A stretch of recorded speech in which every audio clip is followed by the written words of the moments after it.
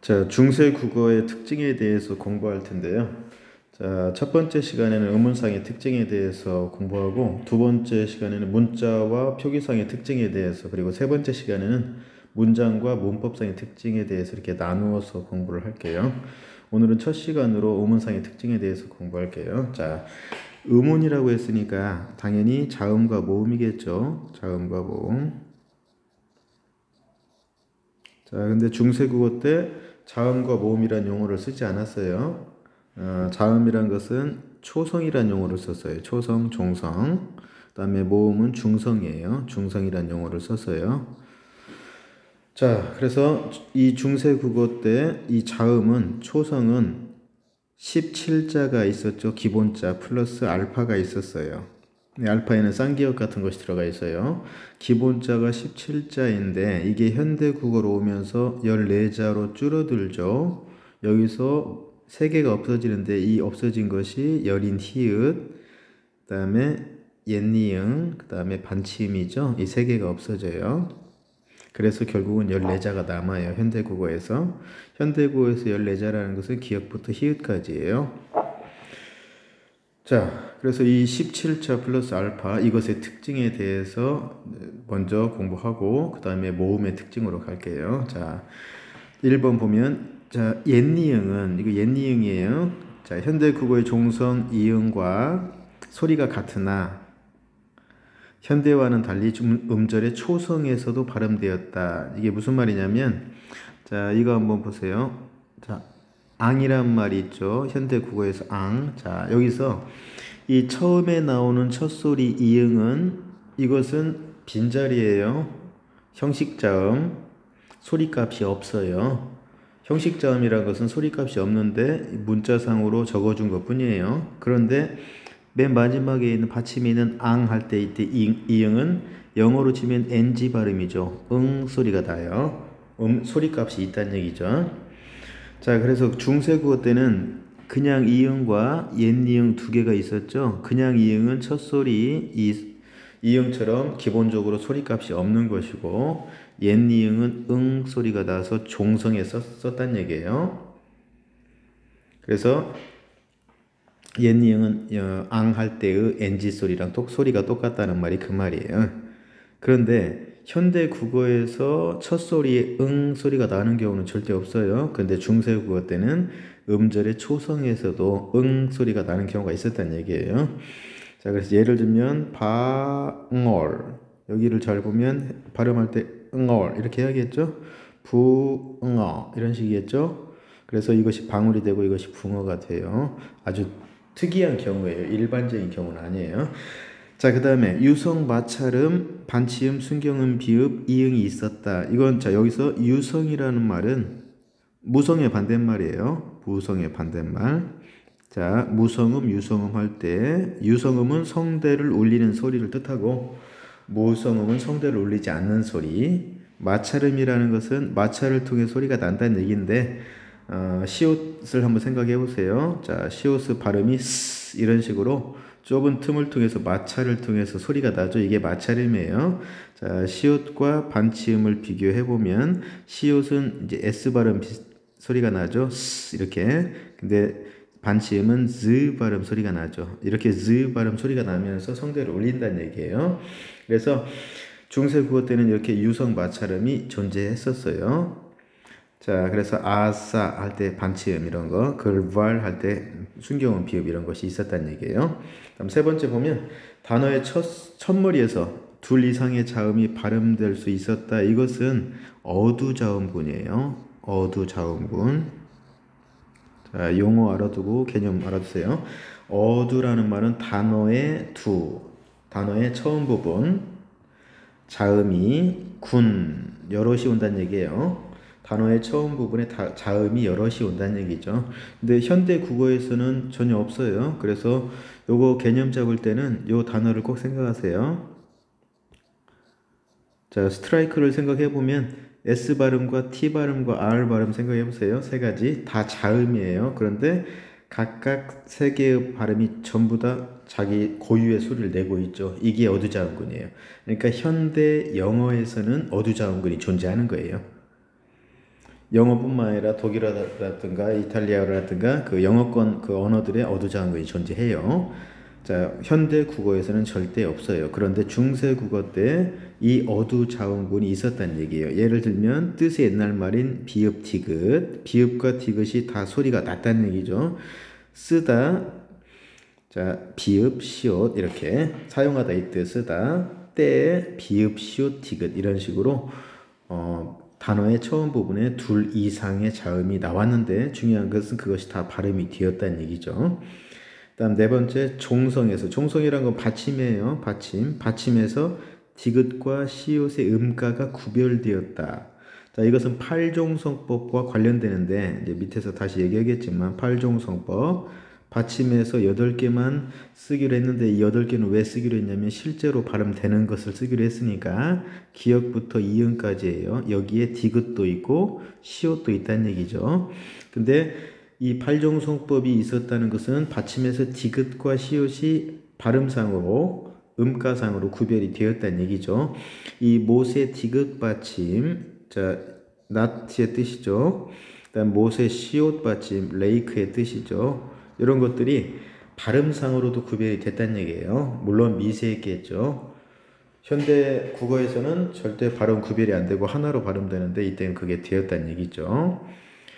자, 그래서 자음상의 특징 4가지 간단히 보았고 그 다음에 추가로 반치음은 시옷과 대립되는 유성 마찰음이다. 이 시옷은 무성 마찰음이에요. 그 다음에 순경음 비읍은 비읍과 대립되는 유성 양순 마찰음이다. 이렇게 되어 있는데 비읍은 당연히 무성 양순 마찰음이겠죠. 자, 이때 양순은 입술이란 뜻이고요. 자, 그 다음에 아시 할 때 이에 쓰인 이응, 여기에 나온 이응을 얘기해요. 요거 이응은 목구멍에서 소리가 나는 유성 마찰음이다. 자, 이게 무슨 말이냐면 첫 소리 이응은 원래 소리값이 없죠. 그래서 꽃이 이런 식으로 쓰더라도 현대국어에서 이렇게 쓰더라도 소리는 꽃이 이렇게 나죠. 즉 연음 규칙되죠. 연음되죠. 연음. 왜냐하면 꽃이 할 때 뒷소리 이가 소리값이 없기 때문에 연음되는 거죠. 그런데 아시를 보면 연음되지 못한다는 얘기예요. 그 말은 곧 여기에서 이 할 때 첫소리 이응이 소리값이 있기 때문에 이게 연음이 안 된다는 얘기예요. 이때 이응이 유성 마찰음이란 얘기예요. 발음으로 구별은 거의 힘들어요.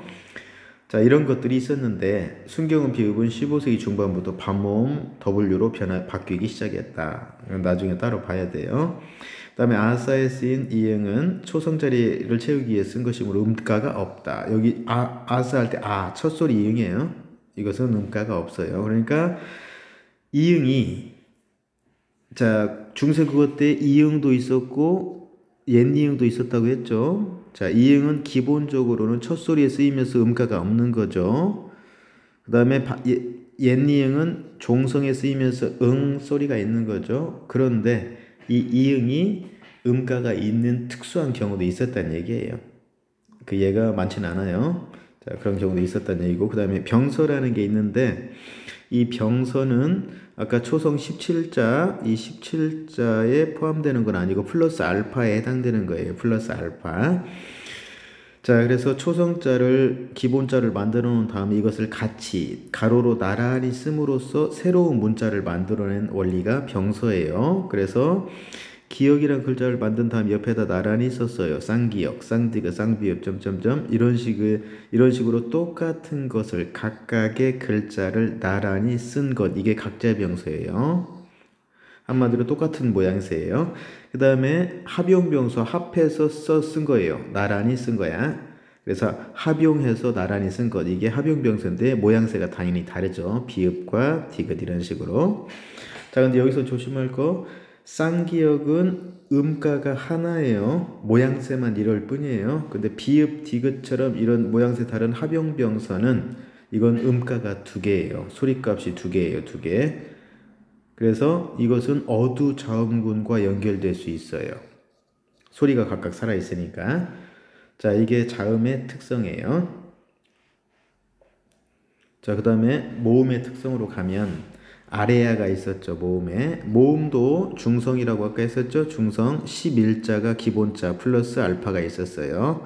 자, 이 11자라는 건 11자라는 건 아래야 플러스 현대국어의 기본 모음 10개 아야 어여 오요 우유 의이 이렇게 해서 11개예요.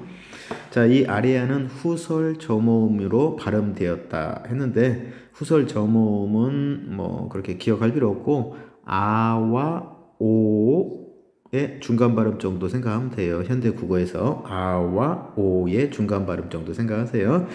현대 국어의 단모음 체계를 보면 아와 오 이것이 저 후설이고 아가 저모음이라는 걸 알 수 있어요. 아래아가 그 위치 중간쯤 위치에 있었다는 얘기예요. 그 다음에 2번 보면 이런 것들 현대 국어와 달리 이중모음으로 발음되었다. 그러니까 이거 이거 두 가지 비교해 보면 현대국어에서 이거 단모음이죠. 단모음 표에 10개 중에 있었죠. 그런데 중세국어 때는 이게 이중모음이었다는 얘기예요. 그래서 아이, 어이 이런 식으로 발음되었다는 얘기예요.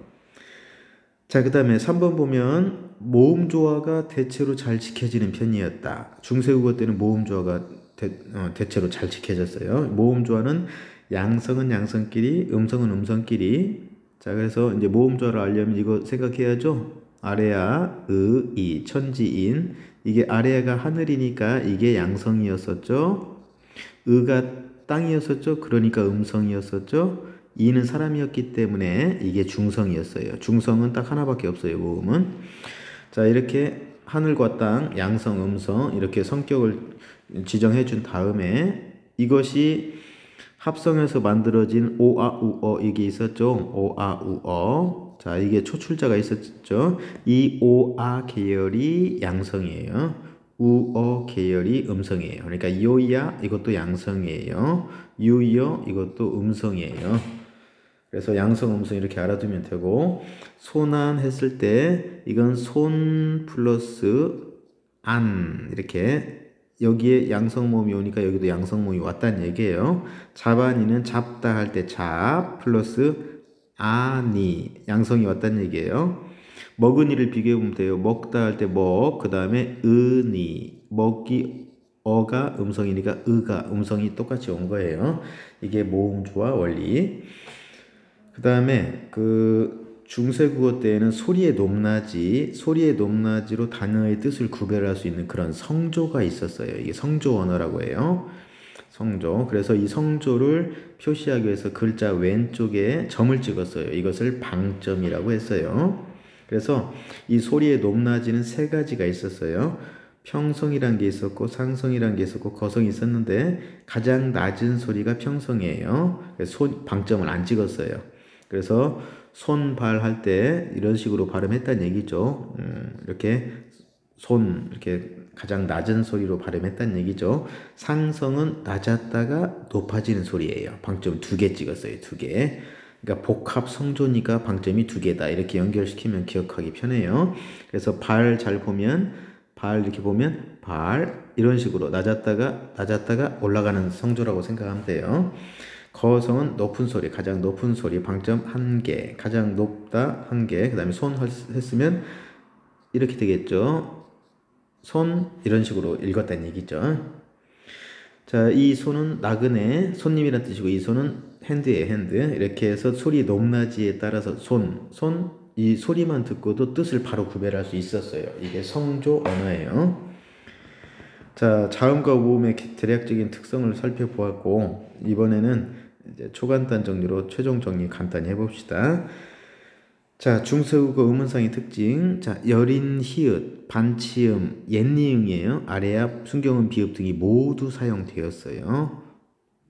자, 이 중에서 이거 다 없어진 것들인데 자, 초성 17자에 포함되었던 것들은 여린, 히읗, 반치음, 옛니응, 아래야 4개죠. 이거 4개만 초성 17자에 포함되었다가 사라진 거죠. 이 4개 중에서 앞에 3개는 자음, 초성이고 뒤에 하나가 중성, 모음이죠. 그 다음에 순경음 비읍도 있었는데 사라졌는데 순경음 비읍은 초성 17자에 포함되지 않는 연서 글자였죠. 연서. 앞에서 병서 했었죠. 병서는 옆으로 나란히 쓰는 거고 쌍기역 이런 식으로 옆으로 나란히 옆으로 나란히 써서 새로운 문자를 만든 것이 병서고, 연서는 위에서 아래로 쓴 거라고 생각하면 돼요. 이런 식으로. 이게 연서예요. 그래서 초성 17자 기본자를 만든 다음에 이미 만들어진 글자를 활용해서 새로운 글자를 만드는 원리 두 가지가 병서와 연서였어요. 자, 이런 것들이 있었는데 이제 지금은 다 없어졌죠. 그다음 중세국어에서 된소리가 등장했어요. 말싸미, 여기 된소리 있죠. 어두자운근이 존재했어요. 앞에서 말했었죠. 성조와 방점이 존재했어요. 그다음에 모음조화가 잘 지켜졌어요. 수매 같은 경우에 형태수 분석을 해봐야 알 수 있어요. 쓰다, 쓰 플러스 여기에 명사형 어미예요. 그 다음에 조사에, 이것이 이제 수매가 돼요. 이 과정을 보면 이어졌기까지 돼 있어요. 여기에 명사형 어미는 원래 옴과 um이 있어요. 모음조 원리에 따라서 음운 환경에 따라서 선택해서 쓸 수 있게 되어 있는데 여기에 음성 모음이기 때문에 um이 왔어요. 그래서 모음조가 잘 지켜진 경우예요. 이게. 자, 국외음화는 없었어요. 18세기에 나타나요. 펴디 이런 걸 보면 지읒을 안 받겠다는 얘기죠. 원순 모음화 없었어요. 18세기 이후에 나타나요. 스물. 두음 법칙도 없었어요. 이르고자. 두음 법칙이 20세기 다 돼서야 나타나요. 이런 것들은 중세국어에 나타나지 않았던 것. 지금 이것은 즉 근대 국어의 특징에 해당되겠죠. 자, 일단은 중세국어의 의문상의 특징만 간단히 정리했어요. 그래서 여러분이 이제 최종적으로 정리할 때는 아까 봤던 초간단 정리, 이것을 정리를 하면서 좀 필요한 거 남기를 좀 해주세요. 자, 오늘은 여기까지 할게요.